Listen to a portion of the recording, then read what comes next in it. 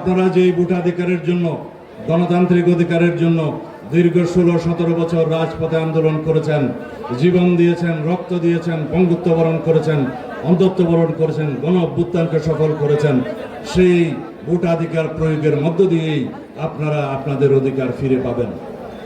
সমস্ত গণতান্ত্রিক অধিকার এবং সাংবিধানিক অধিকার, মৌলিক অধিকার, মানবাধিকার প্রতিষ্ঠিত তখনই হবে যখন মানুষ ভোটাধিকার প্রয়োগের মধ্য দিয়ে একটি নির্বাচিত জাতীয় সংসদ পাবে। তখন সেই সংসদই হবে জাতির সমস্ত কর্মকাণ্ডের কেন্দ্রবিন্দু। সেই কেন্দ্রবিন্দুতে যারা অংশগ্রহণ করে জাতির বিনির্মাণের জন্য, একটি গণতান্ত্রিক রাষ্ট্র বিনির্মাণের জন্য ভূমিকা রাখবেন, সেই রকম উপযুক্ত ব্যক্তিদেরকে আপনারা নির্বাচিত করবেন। সরাসরি ভোট প্রয়োগের মধ্য দিয়ে একটি উৎসবমুখর নির্বাচন হবে ইনশাআল্লাহ আগামীতে। এই নির্বাচনকে পাহারা দিবেন আপনারা, এই দেশের জনগণ। আইন শৃঙ্খলা রক্ষাকারী বাহিনী গৌণ ভূমিকা পালন করবে। মুখ্য ভূমিকা আপনাদেরকে পালন করতে হবে, আমাদেরকে পালন করতে হবে। আমাদের ভোটাধিকার যাতে আমরা নিশ্চিতভাবে উৎসবমুখরভাবে পালন করতে পারি, প্রয়োগ করতে পারি, সেই রকম পরিবেশ আপনাদেরকে নিশ্চিত করতে হবে।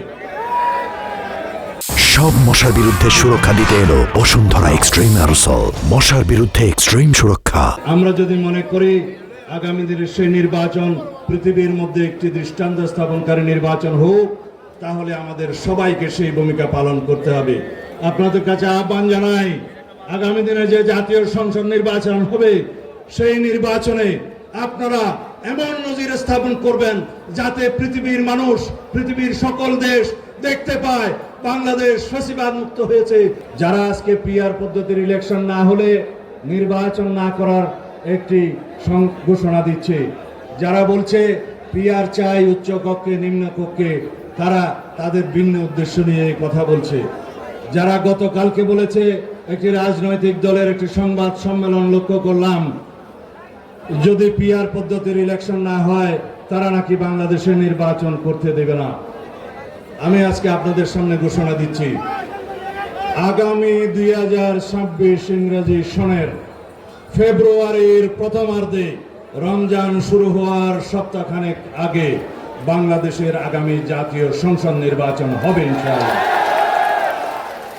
সেই নির্বাচন কেউ রুখতে পারবে না, সেই শক্তি কারো নাই, একমাত্র আল্লাহ রাব্বুল আলামিন ছাড়া।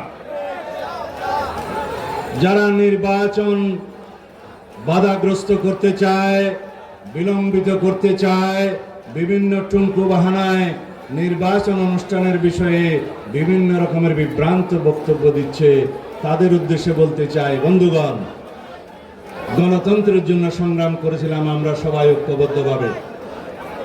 এই গণতান্ত্রিক অধিকার, ভোটের অধিকার ফিরিয়ে আনার জন্য আমরা রক্ত দিয়েছি।